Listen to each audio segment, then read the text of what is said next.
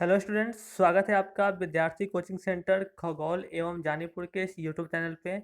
आज फिर से हम लोग ज्योग्राफी के क्वेश्चन लेके आ रहे हैं। ऑब्जेक्टिव क्वेश्चन काफ़ी ज़्यादा इंपॉर्टेंट है, तो ध्यान से देखेंगे ज्योग्राफी के ऑब्जेक्टिव क्वेश्चन। तो शुरुआत करते हैं। शुरुआत करने से पहले अगर आप लोगों ने चैनल को सब्सक्राइब नहीं किया है तो इसको सब्सक्राइब कर लें। तो स्टार्ट करते हैं हम लोग अपना पहला क्वेश्चन। हमारा आज का पहला क्वेश्चन है, भारत किस खनिज में सुसंपन्न है। हमारा क्वेश्चन है कि भारत किस खनिज में सुसंपन्न है।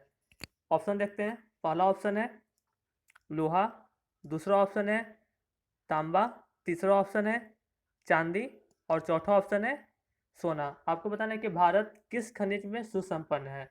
तो इसका सही आंसर है लोहा। भारत में लोहा प्रचुर मात्रा में उपलब्ध है, इसलिए हम कहते हैं कि भारत लोहा खनिज में सुसंपन्न है। आगे देखते हैं दूसरा क्वेश्चन। दूसरा क्वेश्चन हमारे पास, कौन सी मिट्टी कपास की खेती के लिए सर्वोत्तम मानी जाती है। मिट्टी का नाम बताना है जो कपास की खेती के लिए सर्वोत्तम है, काफ़ी अच्छी है कपास की खेती के लिए। ऑप्शन देखते हैं। ऑप्शन है लाल मिट्टी, दूसरा ऑप्शन है जलोढ़ मिट्टी, तीसरा ऑप्शन है पर्वतीय मिट्टी और चौथा ऑप्शन है आपके पास काली मिट्टी। तो याद रखेंगे, कपास की खेती के लिए जो सबसे ज़्यादा इम्पोर्टेंट मिट्टी है वो हमारा काली मिट्टी है। तो इसका सही आंसर हो जाएगा काली मिट्टी। तो वैसी मिट्टी जो कपास की खेती के लिए सबसे अच्छी मानी जाती है वो हमारी काली मिट्टी है। देखते हैं दूसरा क्वेश्चन। अगला क्वेश्चन है, झारखंड का कोडरमा किस खनिज के उत्पादन के लिए प्रसिद्ध है।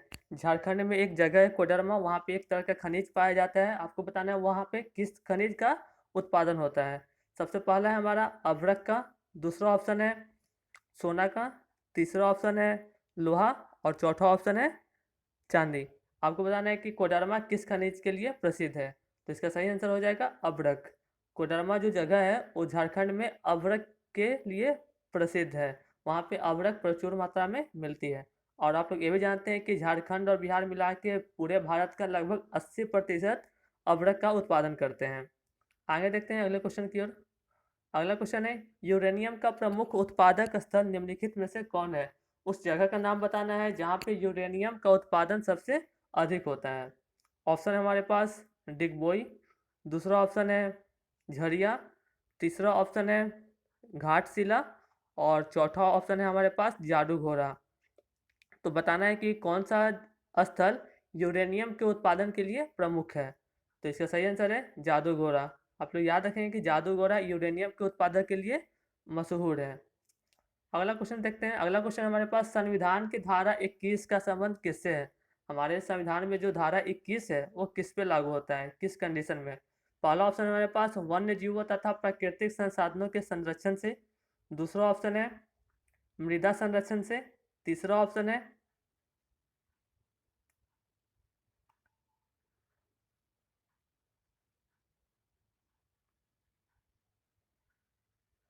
तीसरा ऑप्शन है हमारे पास जल संसाधन संरक्षण से और चौथा ऑप्शन है खनिज संपदा संरक्षण से।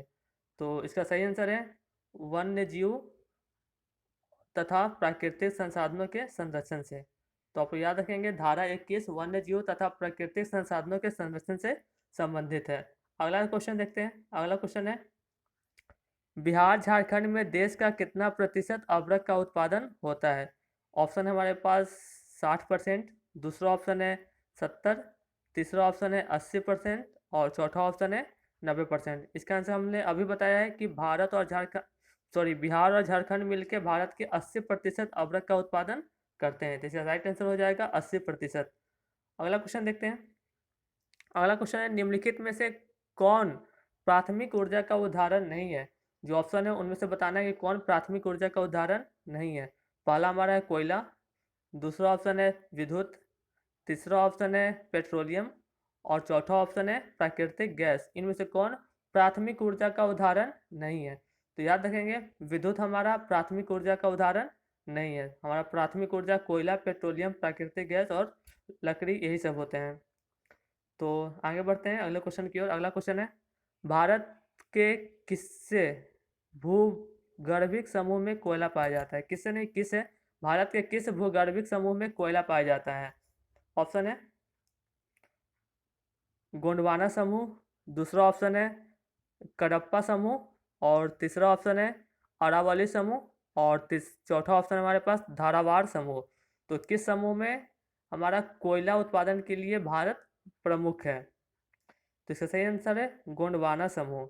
तो भारत में गोंडवाना समूह में कोयला काफ़ी मात्रा में पाया जाता है। आगे बढ़ते हैं अगले क्वेश्चन की ओर। अगला क्वेश्चन है निम्नलिखित में से कौन सी मिट्टी अधिक उपजाऊ है? आपको बताना है कौन सी मिट्टी अधिक उपजाऊ है। पहला ऑप्शन हमारे पास पर्वतीय मिट्टी, दूसरा ऑप्शन है मरुस्थलीय मिट्टी, तीसरा ऑप्शन है पीली मिट्टी और चौथा ऑप्शन है जलोढ़ मिट्टी। आप लोग जलोढ़ मिट्टी के बारे में पढ़े होंगे। वैसी मिट्टी जो नदियाँ अपने साथ बहा के लेके आते हैं उन्हें जलोढ़ मिट्टी कहते हैं। तो जलोढ़ मिट्टी काफ़ी उपजाऊ मानी जाती है। तो सही आंसर हो जाएगा जलोढ़। तो याद रखेंगे जलोढ़ मिट्टी काफ़ी अधिक उपजाऊ होती है। आगे बढ़ते हैं अगले क्वेश्चन की ओर। अगला क्वेश्चन हमारा गोवा के संगयुम में कौन सा खनिज पाया जाता है? एक गोवा में जगह है संगयुम, वहाँ पे एक खनिज पाया जाता है, उस खनिज का नाम बताना है।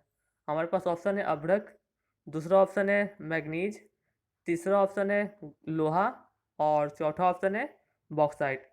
तो गोवा का जो संगयुम जगह है वहाँ पे लोहा लोहा पाया जाता है, तो वो लौह ऐसा के लिए प्रसिद्ध है। तो इसका सही आंसर हो जाएगा लोहा। गोवा का संगम लोहा के लिए प्रसिद्ध है।